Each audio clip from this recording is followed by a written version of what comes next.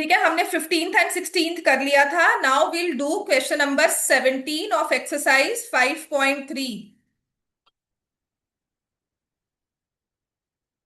In a school, students thought of planting trees in and around the school to reduce air pollution. It was decided that the number of trees that each section of each class will plant will be same as the class in which they are studying. A section of class 1 will plant one tree. A section of class 2 will plant two trees, and so on till class 12. There are three sections of each class. ठीक है, तो पहले तो class 1, class 2, class 3, ये समझ में आ रहा है हमें कि चलो जितना नंबर का क्लास है उतने ही उन्होंने ट्रीज प्लांट करने हैं। तो class 1 is planting one tree, class 2 is planting two trees, मतलब एक पूरी क्लास मिलकर एक पेड़ प्लांट करेगी। क्लास 2 में जो बच्चे होंगे उनकी एक पूरी क्लास टू ट्रीज प्लांट करेगी। जो क्लास 3 में होंगे they will plant three trees and so on. तो जो क्लास 12 में है they will plant 12 trees per section, and there are three sections of each class.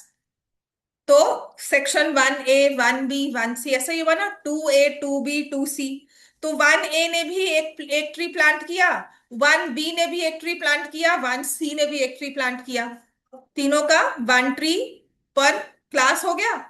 तो जब आपने इवैल्यूएट किया कि total trees planted by class 1 कितने आएंगे,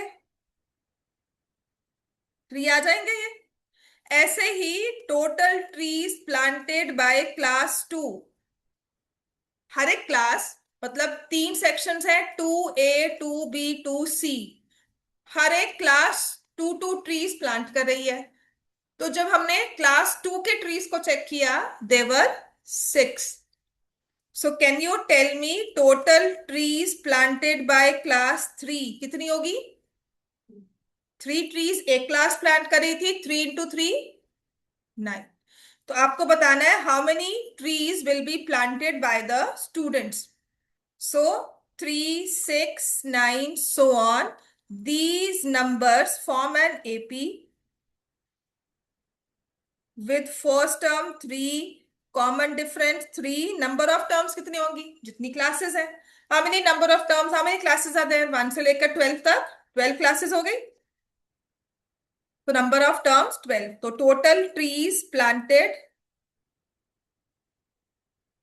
will be equal to sum of n terms of given AP। और आपको सम of n terms का मैंने फॉर्मूला तो करवाया ही था, n/2 2A + n-1D। तो 12/2 2 × 3 + 11 कॉमन डिफरेंस 3। ठीक है, ये हमने फॉर्मूला किया था। देखो कितना आएगा, 6, 6 + 33, 6 × 39। हाँ जी, कहाँ पे मिस कर गया, क्या नहीं लिखा है बताओ मुझे। सिर्फ इतना हुआ है तुम्हारा फॉर्मूला मिस हुआ है ना, तो पहले 2-3 दिन हमने फॉर्मूला के क्वेश्चंस काफी किए थे सम के। तो वो चीज अगर आपकी मिस हुई है थोड़ा सा देखना पड़ेगा आपको। ठीक है, आंसर कितना आ जाएगा इसमें, 234 ट्रीज। सो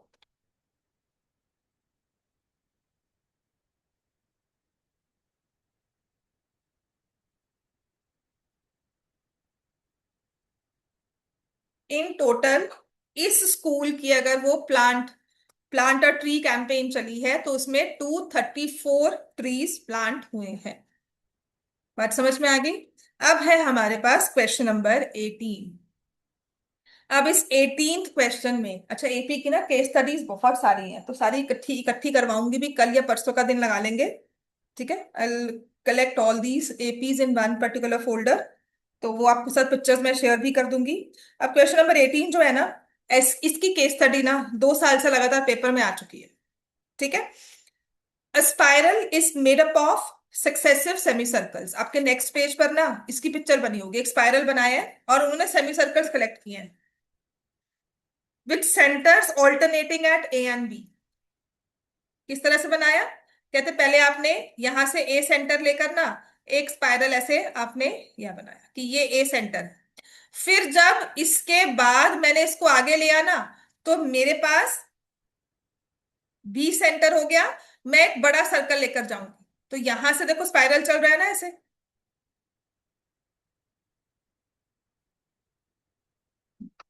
तो ये यहां से we take it a bigger circle ऐसे। ठीक है। फिर इसके बाद अब सर्कल तो कंप्लीट ऐसे होता है ना, इसके बाद जब लेकर गए तो इसको आगे लेकर गए, तो सेंटर जहां है वो मैटर नहीं करता। मतलब if I am picking up semi circles, वैसे तो मैं सर्कल पिक कर रही थी तो मैं सर्कल ऐसे पिक करती। ठीक है। अब मैंने इसका हाफ ले लिया, बाकी सर्कल को मैंने इरेज कर दिया। ठीक है।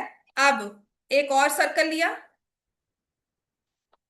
इसको भी हाफ कर लिया, और इसको जब हमने साथ में जोड़ा स्पाइरल के, तो किस तरह से किया होगा? सो इन बिटवीन बेटा मीटिंग थोड़ी सी वो हो गई थी, डिस्कनेक्ट हो गई थी। तो हमने क्वेश्चन नंबर 18 ही स्टार्ट किया था। 18 में स्पाइरल फॉर्म हो रहा है, तो वो स्पाइरल सेंटर्स कैसे हो रहे हैं उस पे डिपेंड मत करना, बिकॉज ये ज्योमेट्री का क्वेश्चन नहीं है। पहले सेमी सर्कल बनाया, उसके बाद सेमी सर्कल लिया, फिर सेमी सर्कल लिया, और फिर बड़ा सेमी सर्कल लिया, तो इस तरह से ये स्पाइरल बनता जा रहा है। ठीक होगी बात ये। और इसने लिखा है सेंटर्स ऑल्टरनेटिंग ए बी, तो छोड़ो वो, मुझे पता ही नहीं सेंटर क्या है। लेकिन जो पहले वाला स्पाइरल है, फर्स्ट स्पाइरल में रेडियस ली है 0.5, सेकंड वाले स्पाइरल में रेडियस ली है 1 सेंटीमीटर, थर्ड स्पाइरल मतलब R1 R2 R3 रेडियस है 1.5 सेंटीमीटर। ऐसे ही जब फोर्थ स्पाइरल आया तो रेडियस फोर कितनी होगी? 2.0 centimetre. Now can you understand कि इसके बाद अगर फिफ्थ स्पाइरल, मतलब मुझे फिफ्थ वाली रिंग भी बनानी है, हाफ रिंग, तो रेडियस कितनी होगी? समझ में आ रहा है? तो हर बार रेडियस कितने नंबर से इंक्रीज हो रही है? 0.5 से। एवरी सक्सेसिव स्टेप जितने रिंग्स बढ़ाने हैं ना, उतना 0.5 रेडियस बढ़ाते रहो। ठीक है। As shown in the figure, तो वो फिगर देख ली। What is the total length? Total length of a spiral made up of 13 consecutive made by 13 consecutive semi circles. तो 13 कंसेक्टिव सेमी सर्कल्स वाले स्पाइरल के लिए कितनी वायर चाहिए होगी, कितनी लेंथ होगी उसकी? मतलब उसको अगर ओपन कर दोगे ना, स्प्रिंग होती है, स्प्रिंग को अगर हम ओपन करके वायर बनाएंगे तो कितनी बनेगी, और वही स्पाइरल के फॉर्म में उसको बाउंड करेंगे तो कितनी हमारे पास लेंथ चाहिए होगी 13 स्पाइरल्स के लिए? समझ में आ गया? 13 सेमी सर्कल्स वाली। अच्छा, इसमें ना पहली चीज तो आपको एरिया कभी भी निकालने को नहीं कहा जाएगा, क्योंकि एरिया में सेमी सर्कल का एरिया या सर्कल का एरिया क्या होता है? पाई आर स्क्वायर, रेडियस का स्क्वायर हो गया ना। तो मैंने आपको कहा था कि जनरल टर्म एपी की हमेशा क्या होती है? लीनियर। तो यहां पर आपसे पेरीमीटर ही पूछा जाएगा। पेरीमीटर कह दो, सरकमफ्रेंस कह दो। What is circumference of a circle? क्या होता है सरकमफ्रेंस ऑफ अ सर्कल? क्या होता है? 2 पाई आर। और यहाँ पे तो सरकमफ्रेंस दिया हुआ है सेमी सर्कल का, तो क्या लेना है आपने? Pi r. पहली चीज तो आपने ये यूज करनी है, सेमी सर्कल का circumference is pi into r. You understood this much? ठीक है। सेमी सर्कल का सरकमफ्रेंस पाई आर यूज करना है। तो जो आपने पहले वाला स्पाइरल लिया जिसमें रेडियस 0.5 था, ठीक है, तो आप मुझे बता सकते हो कि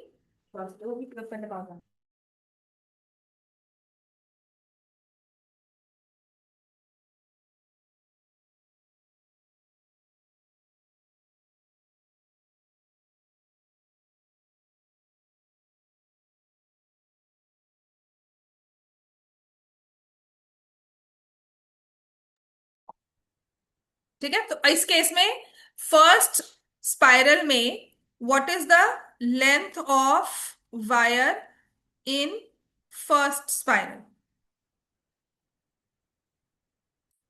फर्स्ट सेमी सर्कल, ठीक है, इन फर्स्ट सेमी सर्कल कह देते हैं, फर्स्ट रिंग में या first semi circle, first semi circle, ठीक है। तो क्या लगता है, देखो जो पहला सेमी सर्कल बना होगा उसकी रेडियस कितनी थी, 0.5। तो जब मुझे उसमें लेंथ निकालनी है ये सेमी सर्कल की, ये वायर निकालनी है, तो क्या लिखूंगी, पाया, पाई इंटू रेडियस क्या थी, 0.5। Length of wire in second semi circle क्या होगी, पाई इंटू 1। बात समझ में आ गया। Length of wire in third semi circle, pi into 1.5। Length of wire in fourth semi circle, pi into 2 centimetre. बात समझ में आ गई। अब टोटल लेंथ कितनी है, total length of wire is given by when you add pi into 0.5, pi into 1, pi into 1.5, pi into 2। और ये कब तक ऐड करना है, कितनी बार ऐड करना है इसको, कितने हमें लेंथ निकालनी थी, 13 की निकालनी थी ना, तो हमें इसमें 13 टर्म्स चाहिए। इसका मतलब n जो है वो क्या है, 13। समझ में आ गया। जैसे वैसे नहीं कर सकता। दादी के साथ गया मैं? डांस है।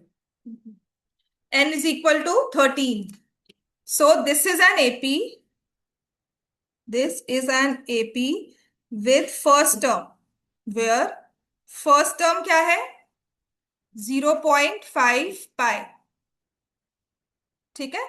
या फिर देखो थोड़ा सा अगर इसको और ईज आउट करना है तो मैंने क्या किया, मैंने पाई कॉमन ले लिया, राइट। थोड़ा सा, बिकॉज हमने तो क्वेश्चन इतनी बार प्रैक्टिस कर ली है। अब मैं क्या करूंगी, मैं कहूंगी इसमें से पाई कॉमन ले लो, क्या होगा, 0.5 प्लस 1, 1.5। पाई है तो नंबर ही सब में है, एक कॉमन फैक्टर है, मैंने ले लिया, ठीक है। अब यहां पर इसको लिख दिया that these numbers form an AP, ठीक है। पाई के साथ भी कर सकते हो, कोई फर्क नहीं है, बिल्कुल कोई फर्क नहीं है, लेकिन क्योंकि थोड़ा सा हमने समझा होता है चीज को कि अच्छा आगे जाके ऐसे कर ले थोड़ा इजी हो जाएगा, जिसमें फर्स्ट टर्म क्या है, 0.5। कॉमन डिफरेंस क्या लग रहा है आपको, क्या है, कॉमन डिफरेंस भी 0.5 है, और नंबर ऑफ टर्म्स क्या है, 13 होगी ना, क्योंकि वही हमें 13 का निकालना था। तो अब ये फॉर्मूला क्या बन जाएगा, we need to find S n. S n का फॉर्मूला आपको करवाया था, n/2 2a plus n-1 × d। तो n क्या है, 13, n/2 13/2, 13/2, 2 × 0.5 प्लस 12 × 0.5। तो 13/2, 2 × 0.5 1 हो गया, 12 × 0.5 कितना हो गया बच्चों, 6 हो गया। तो ये आ गया 13 × 7/2। अभी अंदर वाले टर्म्स का सम निकाला था हमने, ठीक है। Therefore total length of spiral with 13 semi circles, ये तो मैंने जो सम निकाला था ये तो अंदर वाली टर्म्स था, इसको मल्टीप्लाई किससे करना है, बाहर पाई से, पाई इंटू 13 × 7/2, ठीक है। और पाई को उसने क्या कहा है लेने के लिए, 22/7, 13 × 7/2। तो समझ में आया ना 13 × 7 क्यों नहीं कर रही थी मैं, 11 × 13 143 सेंटीमीटर। ये एपी का क्वेश्चन आपके पेपर्स में, फाइनल बोर्ड एग्जाम्स में आया हुआ है, पिछले साल भी था, उससे पहले भी था बेसिक के पेपर में, राइट। जिसमें आपको कहा जाएगा what is the radius in 15th spiral, 15th ring में 15th सेमी सर्कल में क्या रेडियस है। अच्छा अगर 5 रखने हैं तो सम क्या है, और उसके साथ एक और क्वेश्चन साथ में बना दिया, 3 क्वेश्चन बनाने हैं, 2 तो हमारे सम में ही आ गया, एक हमारे पास आ गया इन द टर्म और पूरी केस स्टडी 4 नंबर की बन के आ जाती है। ठीक है, अब आते हैं एग्जाम्पल नंबर, एक चीज हमें करनी है विच इज एग्जाम्पल नंबर 13। देखो 13th एग्जाम्पल नहीं किया होगा हमने, 12th भी नहीं किया होगा, 11th किया है, find the sum of 22 terms नहीं किया तो कर लो। इससे पहले ना, before proceeding with the next question I would want to do example 12, example 11। Example 11 किया हुआ बच्चों, बताओ। कर लो वरना आपको सम ही निकालना है। सम ऑफ फर्स्ट 22 टर्म्स, एपी दिया है, देखो क्या लिखा है, 8 3 -2 सो ऑन। इसमें फर्स्ट टर्म क्या है, कॉमन डिफरेंस क्या है, नंबर ऑफ टर्म्स क्या है, और एस एन का फॉर्मूला क्या होता है।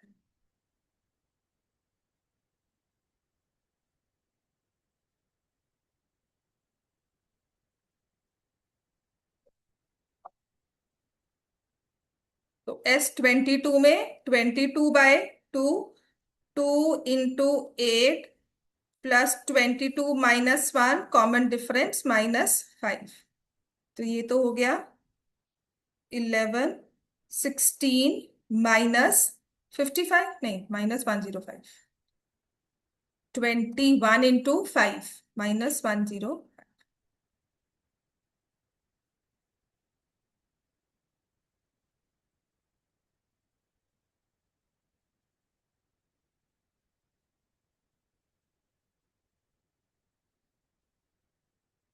12th टर्म करो, 12th क्वेश्चन करो, 12th एग्जाम्पल।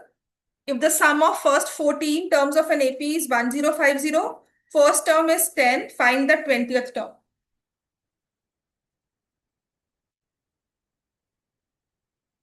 कितने बच्चे एब्सेंट हैं? फिर मैं तुम्हें ना प्रॉपर ये करवाई दूंगी कंप्लीट।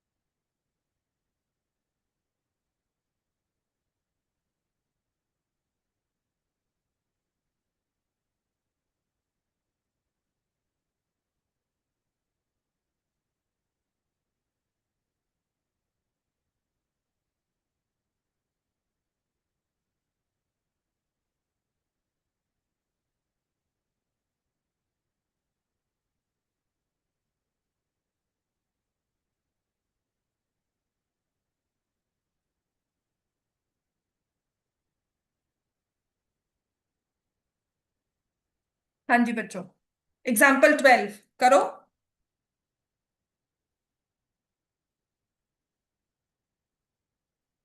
क्या लिखा है देखो इसमें, sum of first 14 terms of an AP is 1050 and first term is 10, find the 20th term.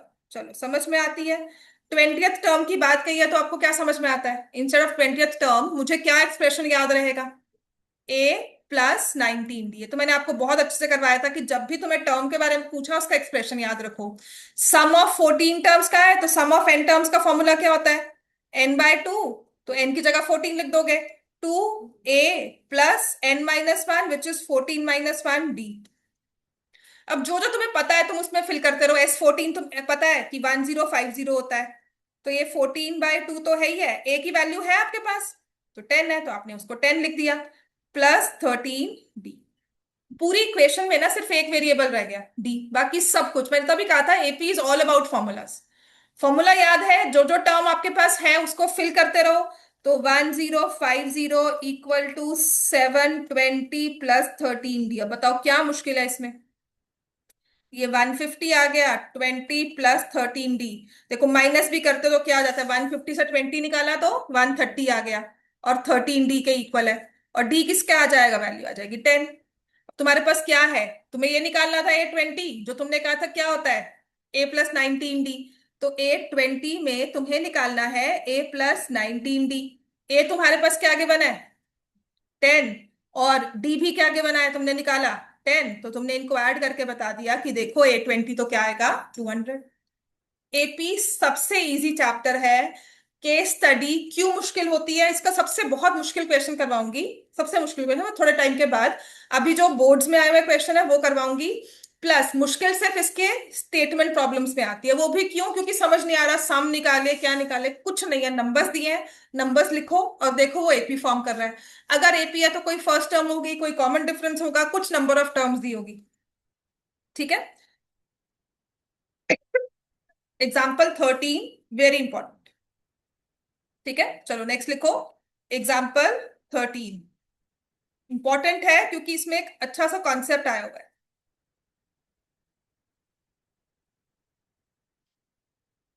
How many terms of the AP 24, 21, 18 must be taken so that their sum is 17।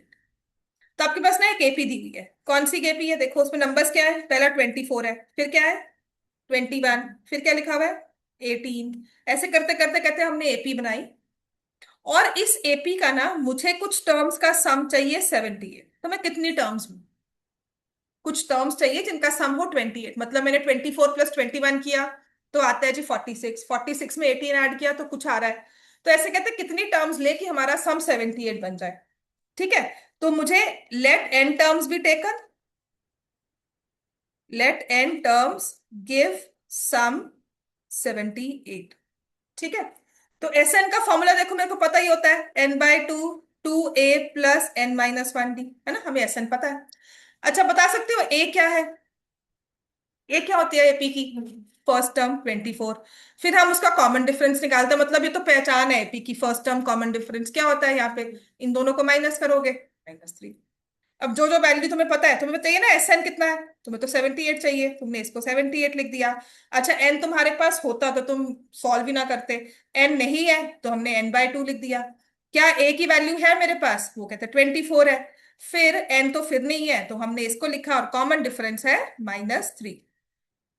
तो ये पूरी equation देखो N में बन गई, है ना, पूरी इक्वेशन जो है ना वो एन में बन जाएगी। सॉल्व करो इसको, 156n 48 -3n+3। पूरी इक्वेशन में एक ही वेरिएबल है। हम लोग लीनियर भी करके आ चुके हैं जिसमें 2 वेरिएबल्स होते हैं, हम लोग ने क्वाड्रेटिक की है जिसमें सिर्फ एक वेरिएबल होता है। और अगर मैंने कहा था जब भी एन निकालना होता है तो आपकी क्वाड्रेटिक इक्वेशन बनेगी एक वेरिएबल वाली। So we do 156n into 51 - 3n। अच्छा थोड़ा सा टर्म्स को इकट्ठा लेकर आते हैं, तो क्या ये 3n² -50n+156 इक्वल टू 0 बन जाएगा।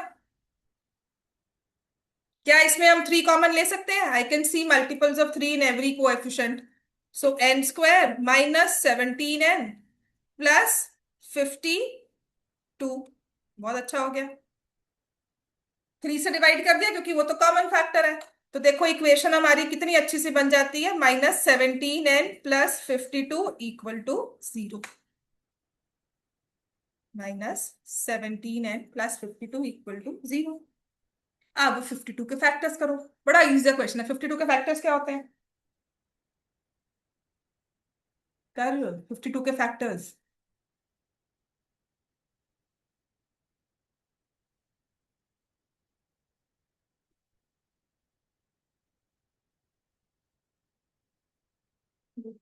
4 और 13, 52 को फैक्टराइज करो ना तो 4 और 13 होता है। अच्छा अच्छी मजेदार बात यह है कि इन दोनों को ऐड करेंगे तो 17 भी बन जाएगा।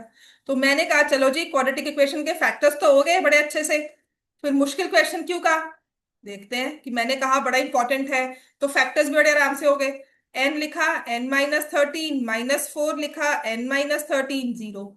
n-4, n-13। अब आता है इस क्वेश्चन का हमारा समझने वाला पार्ट। मुश्किल वाला पार्ट क्या है? जिसको समझना पड़े।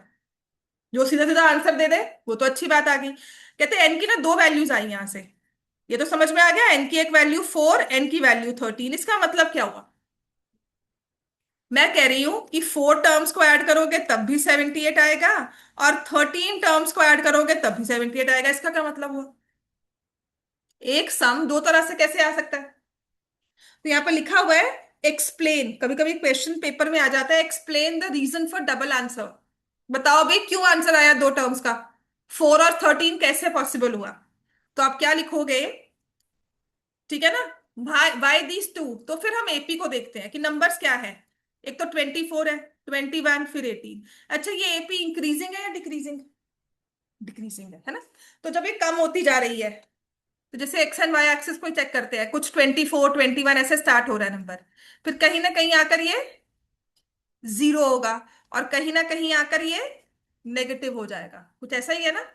क्योंकि ये डिक्रीजिंग एपी है तो कभी ना कभी ये जीरो पे आएगा, या जीरो से भी नीचे जाएगा जब हम इसमें माइनस करते रहेंगे किसी एक टर्म को। So because this is an increasing AP, लिखो the given AP is a decreasing AP, that is common difference is -5। तो बात समझ में आ गई? बट ठीक है, बिल्कुल। फिर डबल आंसर क्यों आया भाई? बताओ भाई। फिर भी समझाते हैं डबल आंसर हम कैसे आया। तो हम लिखेंगे कि हमें आया कि S4 भी 78 के इक्वल है, विच मीन्स कि मैंने चार नंबर्स को, चार टर्म्स को ऐड किया और मेरे पास 78 आ गया। अब आपने कहा S13 भी 78 के इक्वल है, तो मैंने अब ये चार टर्म्स ली और आगे की और टर्म्स लेके 13th टर्म तक गई और तब भी 78 आया। ठीक है? अब मुझे मैथमेटिकली समझाना है, इसका मतलब इन चार टर्म्स का सम क्या है? 78 है। और इसके बाद A5, सो ऑन करते करते A13, और इन सबको भी डाला तो 78। ये कैंसिल हो गया। तो जिससे मुझे क्या मिला? Which gives me that A5 plus A6 plus A7 till A13 is nothing but 78। A5 plus A6 plus A7 so on till A13 is 0, sorry, क्योंकि हमने 78 तो कैंसिल कर दिया। तो इसका मतलब ये जो सम है किसके इक्वल है? जीरो। और ऐसा क्यों होगा? बिकॉज A5 और A13 तक की टर्म्स में कुछ नेगेटिव और कुछ पॉजिटिव टर्म्स होंगी जो आपस में सम जीरो बना रही है। तो that explains the reason for double answer. अगर आप ये लिख दोगे, इसका मतलब क्लियर कट है कि A5 से लेकर A13 तक की सम्स का, टर्म्स का सम जीरो है। This explains that why we get two values of n। ठीक है? sum of terms from 5th term to 13th term will be 0। समझ में आ गया इतना? तो अब आते हैं इसके बाद ना एग्जाम्पल 15, 14, 15 और 16, 14 और 15 आप होमवर्क में कर सकते हो। चलो, अब आते हैं क्वेश्चन नंबर 19 पर। ये लिख लिया सबने? अब आएंगे क्वेश्चन नंबर 19। ये लॉग्स का क्वेश्चन है। केस स्टडी बड़े अच्छे से बनकर इस पे आ सकती है, और एज इट इज क्वेश्चन भी आ सकता है। 200 logs are stacked in the following manner। तो स्टैक किया हुआ है 200 लॉग्स को। 200 लॉग्स है, जो लकड़ी के हमारे पीसेस होते हैं, या पेड़ का जो बाग कट की होती है, पूरा वो जो ट्रंक होता है उसी को, उसी से बनती है ना। ऐसे मतलब हमारे पास लॉग्स हैं, उन्होंने हमें हमें उन्हें हमने उन्हें स्टैक कैसे किया है कि जो पहली रो है सबसे बॉटम वाली, उसमें ना 20 ऐसे लॉग्स लगा दिए। 3, 4, 5, 6 सो ऑन करते करते हमने 20 लॉग्स लगा दिए। तो ये लेयर बन गई एक अच्छी सी ऐसे। एक ये लेयर ऐसी आ गई, इकट्ठे टाइटली पैक किए हुए। 20 लॉग्स हो गए। सेकेंड लेयर इसके ऊपर आएगी, ऑब्वियसली नीचे थोड़ी रख रहे हो, ऊपर रख रहे हो। उसके ऊपर में ना आपने 19 लगाया। अब 19 कैसे लगाए होंगे? ऐसे लगाया होगा, है ना? ऐसे करते करते आपने सेकंड रो में 19 लॉग्स लगा दिए। फिर थर्ड रो में, थर्ड रो में क्या किया? कहते इसी तरह से जब हम लगा रहे हैं तो 18 लॉग्स हो गए। और इस तरह से हम लोग जा रहे हैं ऊपर ऊपर, और जितने लॉग्स मतलब जितनी रोज है, आराम से मेरे 200 लॉग्स एडजस्ट हो रहे हैं। राइट। तो कहते हैं कि there are, in how many rows 200 logs are placed, and how many logs are in the top row now. ठीक है। तो पहली रो में हमने 20 लॉग्स लगाए, सेकेंड रो में हमने 19, थर्ड रो में 18 and so on. Let the number of rows be n. ठीक है ना? आप लिखोगे number of logs in first row 20, number of logs in second row भी 19, number of logs in third row 18। ठीक है। So let the number of rows be n. Total number of logs कितने हैं? 200 पीसेज है। और ये क्या form करे? 20, 19, 18, these numbers form an AP, जिसमें फर्स्ट टर्म क्या है?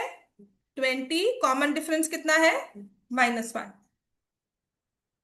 और सभी अगर लॉग्स को, हर एक रो के लॉग को ऐड कर देंगे, 20 plus 19 plus 18 should eventually give me 200 logs है, उतने ही प्लेस करोगे। तो इसका मतलब उसने कहा है सम ऑफ एन टर्म्स इज 200। और सम ऑफ एन टर्म्स का फॉर्मूला क्या होता है? इसमें वैल्यूज पुट कर दो। तो एस एन तुम्हारे पास है 200, एन तो नहीं है, लेकिन ए है 20, n-1, कॉमन डिफरेंस है -1। इसकी इक्वेशन फॉर्म करो, सॉल्व करो इसे।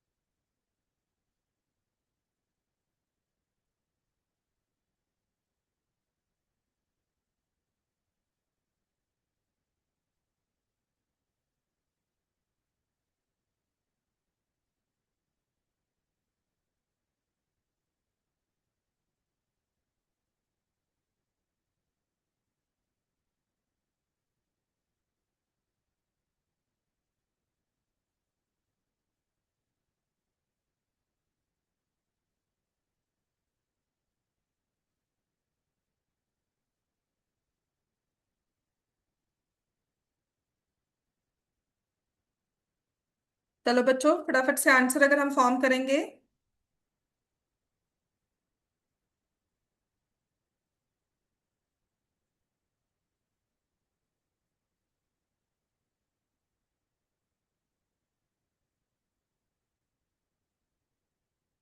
तो ये आ गया 200, n/2, 40 -n+1, 400 equal to n, 41 - n हो गया। 400 equal to 41n - n²। So n² -41n plus 400 is the equation. Factors करेंगे इसके।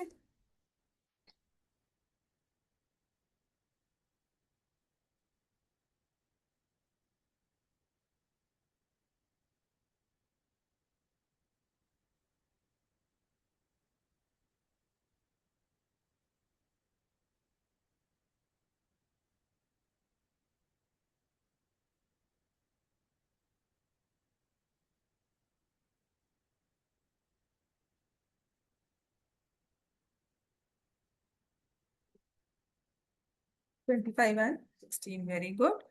n² -25n - 16n plus 400 equal to 0। n की value n -25 - 16, n-25 equal to 0। तो n-16, n-25 इक्वल टू 0। तो यहां पर भी ना n की दो वैल्यूज आई हैं। आमतौर पे ना n के जब क्वेश्चन सॉल्व करते हैं ना, तो एक प्लस में एक माइनस में, हमने कहा नेगेटिव टर्म तो हो ही नहीं सकती है, नेगेटिव नंबर ऑफ टर्म्स, तो हमने रिजेक्ट किया। यहाँ दो आंसर्स आए तो दोनों ही चलेंगे। जैसे पहले वाले केस में हमने लिया। अब ये प्रैक्टिकल क्वेश्चन है, this is a real world example, तो इसमें नेगेटिव आंसर हो सकता है या नहीं हो सकता, वो कैसे देखें।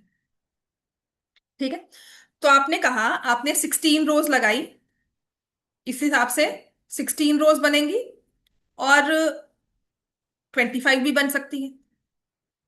ठीक है, आप खुद देखो, आप रो 1 ले रहे हो, रो 2 ले रहे हो, ऐसे करते करते रो 16, और यहां पर आपके 200 लॉग्स जो है वो पूरे लग गए। तुम्हारे स्टोर रूम में अब लॉग्स हैं लगाने के लिए?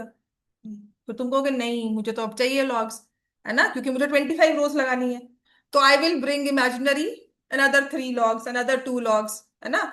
उसके बाद नेगेटिव में आंसर आएगा। क्यों, क्या हो रहा है देखो, अगर आपकी 16th रो है ना, so can I find A16, क्या होगा, A+15D। तो A16, ए हमारा 20 था, 15 - 1, ठीक है, कॉमन डिफरेंस यही था ना। तो हमारी 16th रो में नंबर ऑफ लॉग्स क्या है, 4। ठीक है, तो उसने कहा था ना, find how many logs are there in the top row, तो 16th रो में नंबर ऑफ लॉग्स आर 5, तो टॉप रो में 5 लॉग्स हैं। अब हमें अगर 17th रो बनानी है, तो मुझे 4 लॉग्स लेने होंगे।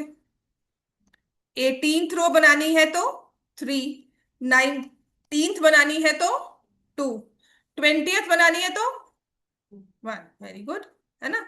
अब 20th तक तो समझ में आता है। अब उसके बाद 21st में आप कह रहे हो कि कोई लॉग ना लगाओ, बिल्कुल ठीक है।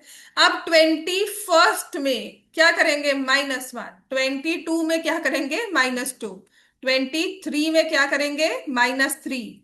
एंड 24 विल बी -4, है ना। 22 यहां पर, 23, 24 एंड 25, तभी इन्हीं सभी टर्म्स का सम क्या हो जाएगा, 0। And that is the reason for double answer. तो जब आपकी 16 रोज तक काम चल रहा है और लॉग्स खत्म हो गए, उसके बाद जितना मर्जी ऊपर नीचे करते रहे, लॉग्स ही नहीं है तो इमेजिनरी तो हम और भी करते रहेंगे, है ना। तो वो चीज नहीं होगी। नंबर ऑफ टर्म्स एज 25 आप रिजेक्ट करोगे। ठीक है, डबल आंसर नहीं होगा।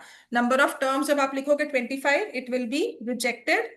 सो answer is 16 rows are there, total number of rows 16, and last row में हमारे पास आएंगे 5 logs. A16 will be topmost row will have 5 locks। ठीक है, ऑप्शनल एक्सरसाइज का क्वेश्चन नंबर 1 और क्वेश्चन नंबर 2 करेंगे। 20th क्वेश्चन कल आराम से करवाऊंगी स्टेटमेंट प्रॉब्लम्स में।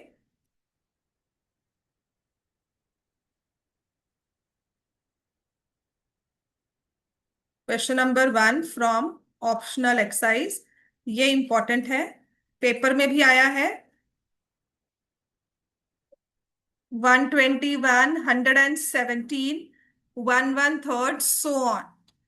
आपको बतानी है इसकी फर्स्ट नेगेटिव टर्म कौन सी होगी। अच्छा, एपी है, एपी की फर्स्ट टर्म क्या है, 121, कॉमन डिफरेंस क्या है, -4। First term 121, common difference is -4। ठीक है, आपको फर्स्ट नेगेटिव टर्म निकालनी है। अब जनरल टर्म निकालो, क्या होगी, A+n-1b। ठीक है, तो an क्या आ जाएगा, 121 +n-1 इंटू -4। सो 121 -4n+4, तो जनरल टर्म है 125 -4n। तो कहते हैं कोई ना कोई n की वैल्यू डालेंगे और ये आंसर नेगेटिव आएगा। an should be negative. Negative का मतलब होता है 125 -4n इज लेस देन 0। अब ये है लीनियर, क्यों दिया हुआ ऑप्शनल में ना, ये रीजनिंग आपको ये बताता है कि ये है लीनियर इन इक्वेशंस। आपने नहीं की हुई, इसमें 13 रूल्स होते हैं, इक्वेशंस की तरह ट्रीट नहीं करते इसको। अब ये कैसे करोगे, गलती ना हो, है ना। तो उसके लिए मैं आपको क्या समझाऊंगी, टीचर्स जो मर्जी समझाएं कि हम क्या करते हैं, ये -4n लिया आपने, इसको ऐसे रख दिया, ये कैंसिल हो गया, प्लीज ऐसे मत करना, इन इक्वेशंस में ये नहीं होता है। सबसे बड़ी गलती इन इक्वेशंस की यही होती है। आपको फर्स्ट नेगेटिव टर्म बनानी है फॉर विच वी से 125 -4n should be less than 0। आपने क्या करना है इस क्वेश्चन में, 125 माइनस 4n इक्वल टू 0 कर देना। क्योंकि मैं आपको जितना मर्जी समझा दूं, इन इक्वेशंस के एक रूल को आप लोग जब तक प्रैक्टिस नहीं करोगे ना एट लेंथ, पूरा चैप्टर 11th में होता है उसमें समझाते हैं फिर याद रहता है, या फिर 10th की आईसीएससी में जाओ, वहां पर पूरा चैप्टर है, वहां पर समझ में आता है। तो यहाँ पे मुझे दिया है 125 माइनस 4n इज 0। मैंने कह दिया कि जीरो कब होता है ये देखते हैं। तो या तो यहाँ से n की प्रॉपर वैल्यू आएगी, दैट मीन्स एक इंटीजर वैल्यू आएगी, या नहीं आएगी। तो आपके पास आ गया 125 इक्वल टू 4n। बिल्कुल बात समझ में आती है ना। और n की वैल्यू आपने क्या बताया, 125/4, है ना। अब n को ना थोड़ा सा अप्रोक्सीमेट करते हैं, क्या होगा, 3, 4 3 ज़ा 12, फिर 1.25 आ जाएगा, है ना। अब ना तो n 31.25 हो नहीं सकता, है ना, क्योंकि इंटीजर में चाहिए। तो n की वैल्यू देखो, उसने अब समझो क्या लिखा है, कि जब n होगा 31.25 तो जीरो हो जाएगी टर्म ये, ठीक है ना। एग्जैक्ट 31.25 पर हमें जीरो मिल जाता है। तो अगर मैं n को थोड़ा सा बड़ा नंबर दे दूं इससे, 31.25 से थोड़ा बड़ा नंबर इंटीजर में 32 होता है। So if I take n as 32 and solve, will the answer be negative?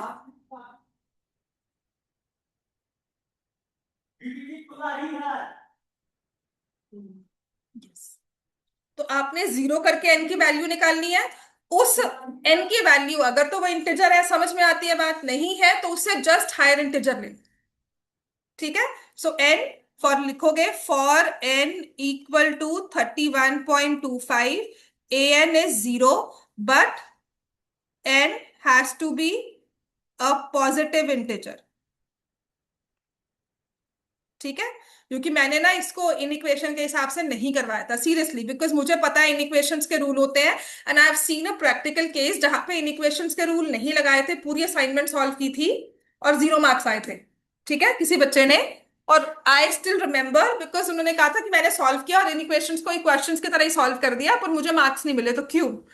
And मुझे पता है कि मैं इस चीज को समझाती भी रहूंगी ना आपको, आप अभी एक क्वेश्चन में करोगे फिर भूल जाओगे, पेपर में गलती करके आओगे, क्योंकि एक क्वेश्चन के लिए कोई नहीं याद रखता। पूरा चैप्टर जब हम आईसीएससी में करते हैं तो वहां पर ना सब बच्चों को याद होता है कि मैम ये तो पता ही है, इन इक्वेशन का साइन रिवर्स होना है ना। तो उस चीज को आपके दिमाग में कैसे बिठाना है, तो मैं क्या करती हूँ, तुमने इक्वेशन सॉल्व किया, तुम कहो कि लेस देन जीरो तो पता नहीं, जीरो कब होता है, मैं वो निकाल देती हूँ।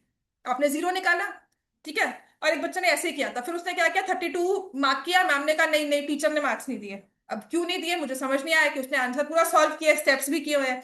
तो यहां लिखो, for n equal to 31.25, a n is zero, but n has to be a positive integer, so the least value of n which makes 125 minus 4n less than 0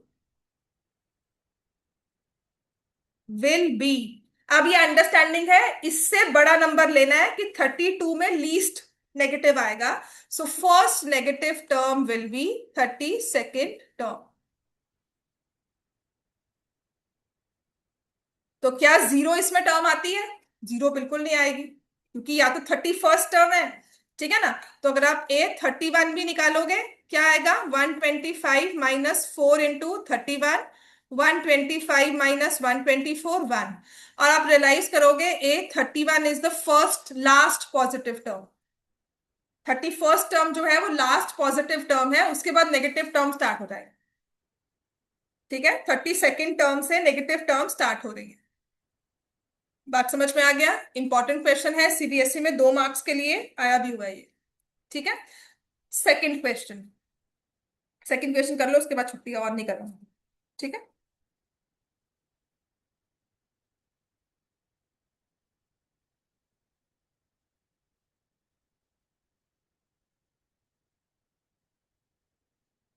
चलो बच्चों, ये तो बहुत इजीली हो जाएगा, ये तो इक्वेशंस ही है, इसमें कुछ नहीं है सेकंड क्वेश्चन में। बट हाँ, ये भी पेपर में एज इट इज आ जाता है, the sum of third term and seventh term of an AP is 6 and their product A3 A7 is 8.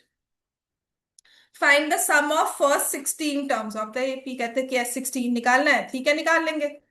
लेकिन आप बता सकते हो ये थर्ड टर्म का मतलब क्या होता है? A+2D। और सेवन्थ टर्म का मतलब क्या होता है? जैसे ही हमने थर्ड टर्म को A+2D, सेवन्थ टर्म को A+6D व्यू करना शुरू कर दिया, ये क्वेश्चन हमारे लिए देखो क्या बन जाता है, a question of equations. AP पूरी इक्वेशंस में बन जाती है। 3 आ गया, बिल्कुल ठीक आ गया। अब तुमने यही टर्म लेनी है A3, which is A+2D। Multiply कर रहे हो A+6D के साथ, और प्रोडक्ट कहते हैं 8 आ रहा है, बिल्कुल ठीक बात है। अब ये दो इक्वेशंस, अब देखो यहाँ पे मैं A² टू AD वो नहीं करूंगी, मैं डायरेक्टली यहां से A की वैल्यू निकालूंगी, क्या है, और यहाँ पे पुट कर। बहुत इजीली क्वेश्चन होगा। ऑप्शनल में क्यों दिया है? क्योंकि बच्चा मल्टीप्लाई करेगा, फिर स्क्वायर करेगा, फिर डी के साथ लिखेगा, तो वो नहीं करना, पहले ही पुट कर दो। 3 - 4D +2D, और 3 - 4D +6D।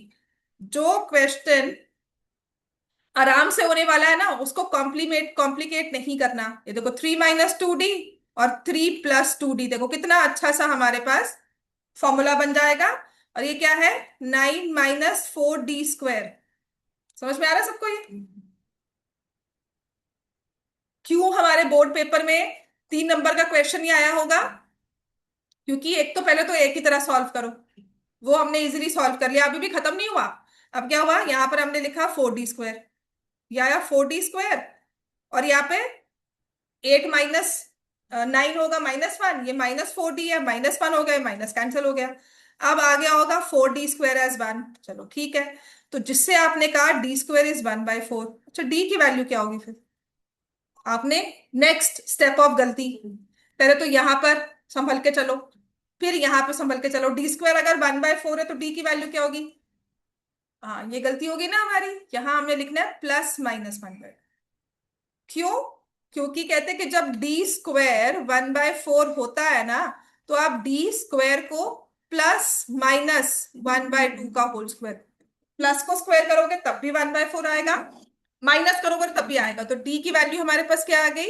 1/2 प्लस में 1/2 माइनस।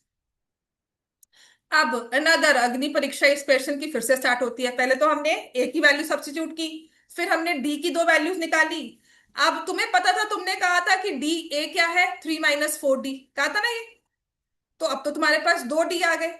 तो एक बार डी आया 1/2, एक बार डी आया -1/2। अब ए तो तुम्हारे पास था 3 - 4D, यहां पर भी था 3 - 4D। इन दो डी ने दो ए की वैल्यू अलग दी, और ये दो ए और डी दो अलग तरह के सम देंगे। बात समझ में आ गई ना? तो पूरा हमारा 5 नंबर का क्वेश्चन बनकर इस पेपर में से, इस क्वेश्चन में से आ सकता है, और आया भी हुआ है। सो A = 3 - 4 × 1/2, A = 3 - 4 × -1/2। तो ये से यहां से A आ गया 1, और यहां से A आ जाएगा 5। ठीक है। तो sum of 16 terms, if A is 1 and common difference is 1/2। एक तो ये निकालोगे, और फिर कहोगे sum of 16 terms if A is 5 and D is -1। ठीक है ना? ये मैंने ठीक किया ना? 3 + 2, ठीक है। A is 5, D is -। ये दो तरह के सम आएंगे, इतने क्वेश्चन है एक में ही। पहले कॉमन डिफरेंस ठीक से निकालो, ठीक है, उसके लिए छोटी कैलकुलेशंस करो, फिर उन दो कॉमन डिफरेंस की दो डिफरेंट फर्स्ट टर्म्स निकालो, और उसके बाद 16 टर्म्स का सम करो। तो S16, तो मुझे पता है SN क्या होता है, n/2, 2A + n - 1D। तो S16 क्या हो जाएगा? 16/2, 2, यहां पर A कितना है, 1, 15, कॉमन डिफरेंस कितना है, 1/। करो सॉल्व इसको। So this is 8, 2 + 7.5, 8 × 0.5।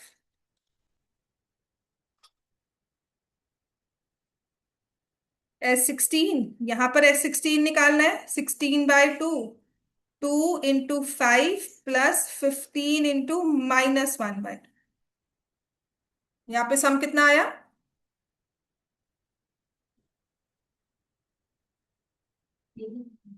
सम नहीं किया? दूसरे वाला कर लो। दोनों मुझे आंसर बताओ दोनों केसेस में। 8 into 10 - 7.5, 8 into 2.5 विच इज 20, और यहाँ पे सम कितना आया? 76।